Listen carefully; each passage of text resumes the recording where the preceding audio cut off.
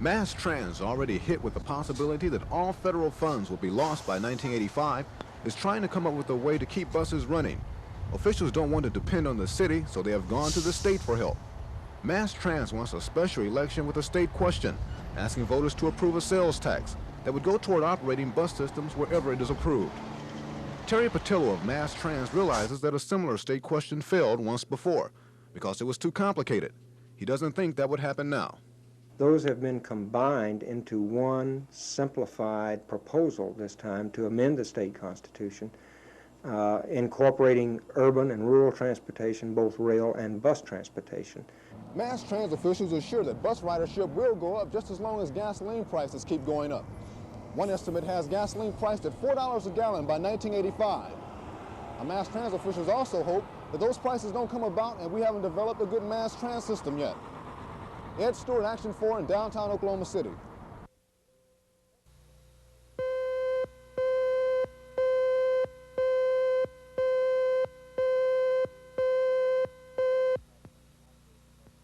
We're looking at an impact on the operating budget of Oklahoma City of perhaps no more than $1 million, because we've been very careful not to build federal monies into our operating budget. But an impact into the construction program and grants and development of the city that could shift several millions of dollars back into the local requirements of the local economy. We don't know yet how it's going to come down, but I'm here today to try to give my impression of what it looks like. Okay.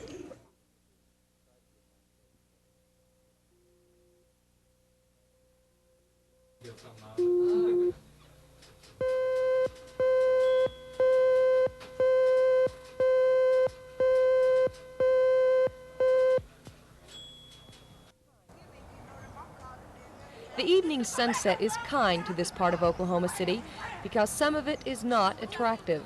It's at Northeast 11th and Northeast 13th between Newton and Stiles. Officials say that it will cost $1.8 million to clear this land, but some city council members feel that it's a good site for new development, and they've given the go-ahead for what could be a home for the Chapparell Apartments. Much of this area is abandoned and broken down, but many people have lived in this neighborhood for several years, and they don't want to move. And other people who live nearby don't like the idea that a federally subsidized housing project will be built next door. I don't know of any subsidized housing that's been successful around here. It seems like in 2 years that it completely deteriorates and the crime element moves in, and you're going to have problems that way. The City Council has not voted to build the Chapparell Apartments in Northeast Oklahoma City. It's only approved redevelopment of the area. But many City Council members are beginning to agree that the northeast part of Oklahoma City is a good place for the Chapparell Apartments, and they'll vote on the issue again on Tuesday. Jane Boone, Action 4, Northeast Oklahoma City.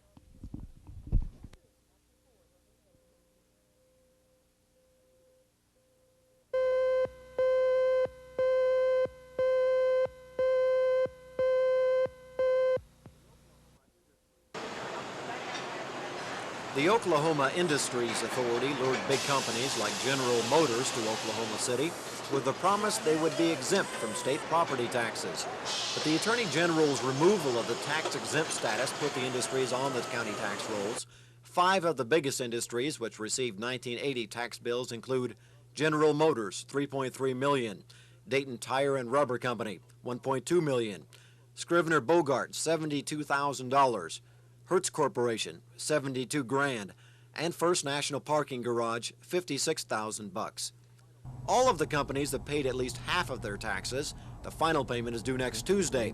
But because the taxes were paid under protest, the county can't dole out the money to area school districts. It really doesn't affect us at all. We put it into a special account so that it's not apportioned to the schools, cities, and towns. It's just held in abeyance until the courts decide how much goes where. The $5 million in disputed taxes could stay in the special account for several more months, while Oklahoma courts decide whether or not the firms qualify for tax-exempt status. Scott Wallace, Action 4, downtown. I think that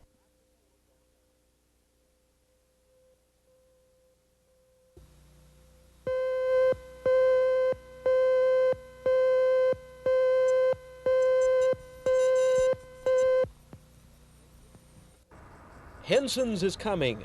What is Henson's? Well, Henson's is going to be a steakhouse and country music show place. It's being constructed at Northwest 1st and Meridian. Two-story building will seat 850 people.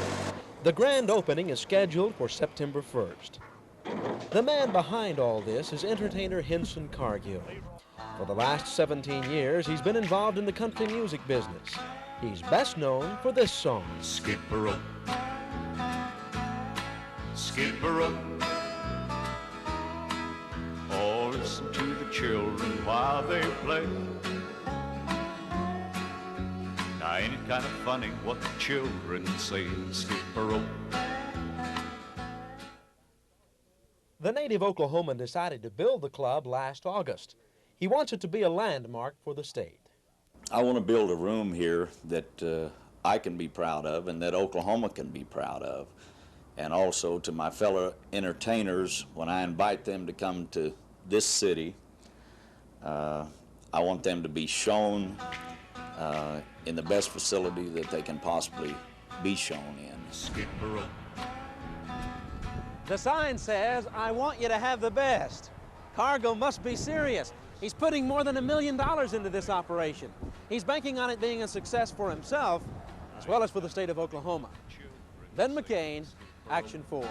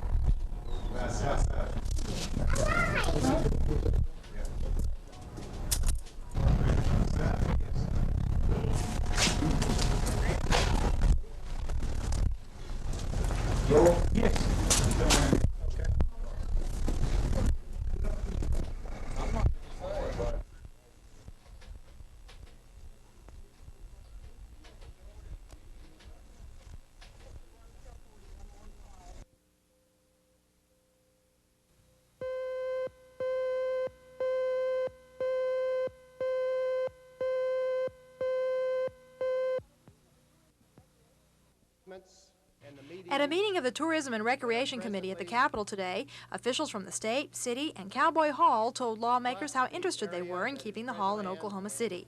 Cowboy Hall director Dean Crakel had been threatening to move it, saying the area had become blighted. But today, the idea of a state park was presented so that the area could be beautified, and Dean Crakel spoke out in favor of it. This institution has not cost this state 1 cent, and yet it's the #1 tourist attraction. Now, all we're asking for is the creation of a state park between east to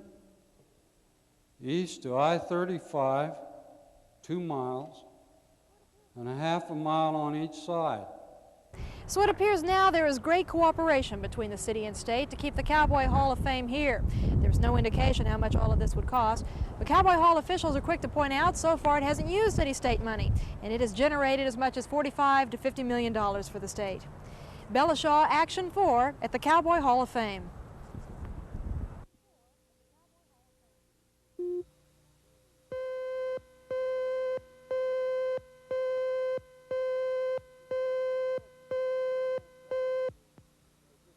Well, it's a terrible tragedy, but it just goes to show what is happening today in the world today, that could happen. Well, I'm sorry it happened to him. I really am. But there's too much of it going around anyway, but I have been expecting it, so I wasn't surprised. Why were you expecting it? Because a lot of people resent what he's doing. I don't. I wish we'd get back to where we only made $9 a week and had more to eat. It was a really big shock. Just really. It's like Kennedy getting shot to me. Sad. Glad he's all right now. Personally, I think it's one of the doggonest things that ever happened, because I think it's, I don't know, people are just going gun crazy, I guess. I don't know, but I think it's just ridiculous. Thank you.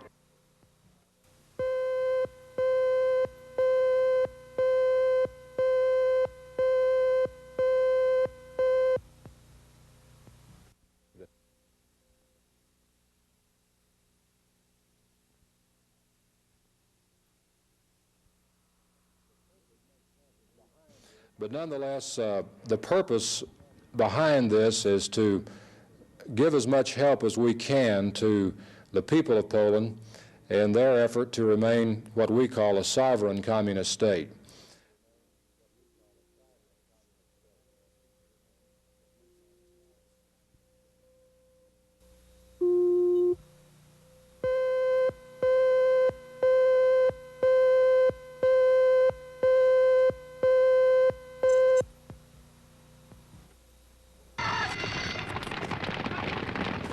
6 years ago, Oklahomans voted down pari-mutuel racing.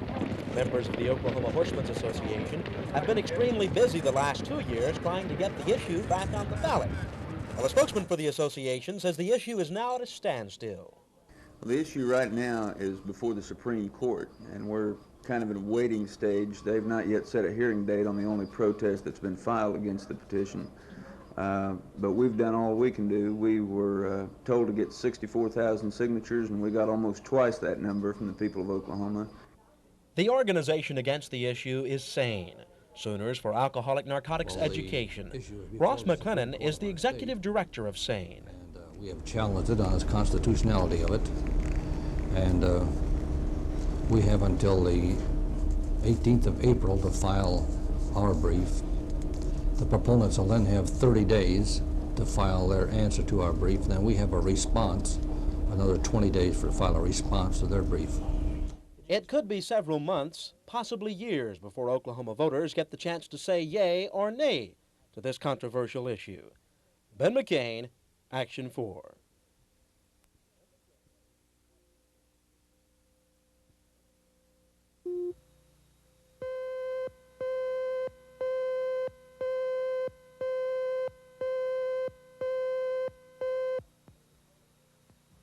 Projects.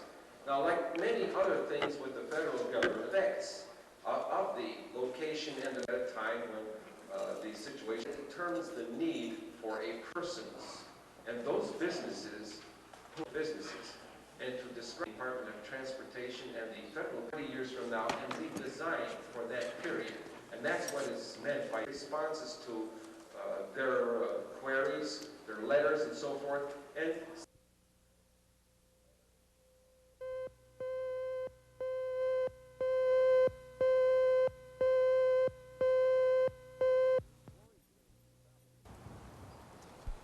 Goree James travels northeast Oklahoma City, spreading the word that he is seeking the Ward 7 council seat again. James says, without a doubt, Ward 7 needs someone who will speak up in City Hall. Good morning, sir. Good morning. He told us that more was done in this ward when he was on the council from 1973 to 1977. James adds that he is a people person and listens to what the needs of the community are, like crime prevention and neighborhood development. But what makes him stand out over his opponent, according to James? Goree James has experience. Goree James has been in the community doing things, not only in public life, in political life, but as a citizen. Doug Brown has not done that. He's simply been he's an ex-policeman and a tax collector. James enjoys group meetings, something that's very familiar to him since he is the pastor of a church. And scenes like this nursing home visit are common in his campaign. Next Tuesday will be Ben Tipton's last day on City Council at the Ward 7 seat. The campaigning gets more intense as the election draws near. Soon, either Goree James or Doug Brown will occupy this spot. Ed Stewart, Action 4, the council chambers. 3.